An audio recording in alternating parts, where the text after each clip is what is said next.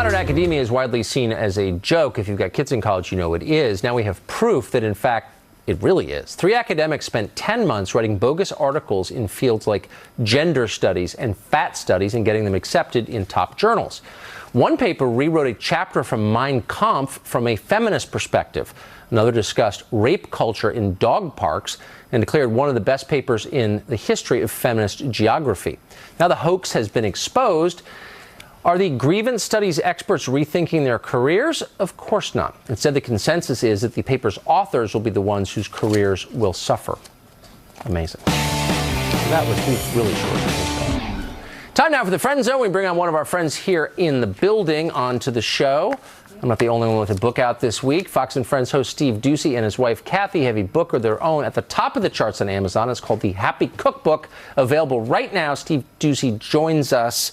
Thank you, Steve, for coming on. I've seen all the recipes in this. They look delicious. Yes, you have. But you wrote, what I didn't know until I talked to Kathy about it, was that this book was written for a very specific reason. You know, Tucker, absolutely. My wife, Kathy, and I were going to go down to Florida. We were going to get some new sunglasses. She went in to see the eye doctor. He took a look in her eye, said, there's something back there. We wound up going to Will's Eye Hospital in Philadelphia, and they said, you've got ocular melanoma, a very aggressive, rare form of eye cancer. And Dr. Carol Shields was there, came in, said, you know what, we caught it early, I'm going to save your life. And while she was being treated with a radiation patch in the back of her eye, one night she was laying in bed thinking, I got to get my affairs in order. You know, what happens if this does not work? Yes. Who's going to take care of my kids? Who's going to cook my kids' favorite foods? Because you're thinking, what can I do? I could write down my recipes. Because so many recipes in our lives, you know, our moms didn't write down for us.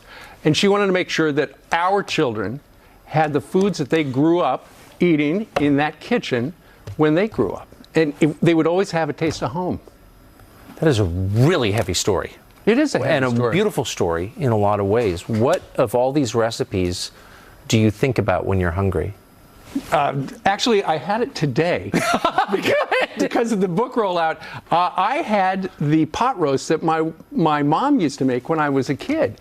And on my birthday, Kathy will make it. She'll say, you want your mom's pot roast, right? And I'll say, absolutely. And she makes it with the cream of onion soup and the Lipton soup, mixes it together, cooks it all day. When I walk in the house, I am back, I'm 5 years old, and my mom is in the kitchen over by the avocado dishwasher, and Elvis is on the radio, and all is perfect in our life. And you know what? There are a lot of people who have stories like that. And this book is flying off the shelves because I think it has struck a chord with people. There are foods that make you happy. Yes. And, you know, the sooner you can have one, the sooner you have a flashback, because it triggers the nostalgia department in your brain. I know all 5 Doocy's, including your wife Kathy, who I saw yesterday, and they're all a lot healthier than most people. So obviously this works. It's a great book, and I would recommend it strongly. Steve, great to see you. Thank you, Tucker. We'll be back tomorrow to defeat lying, pomposity, smugness, and groupthink. Sean Hannity right now.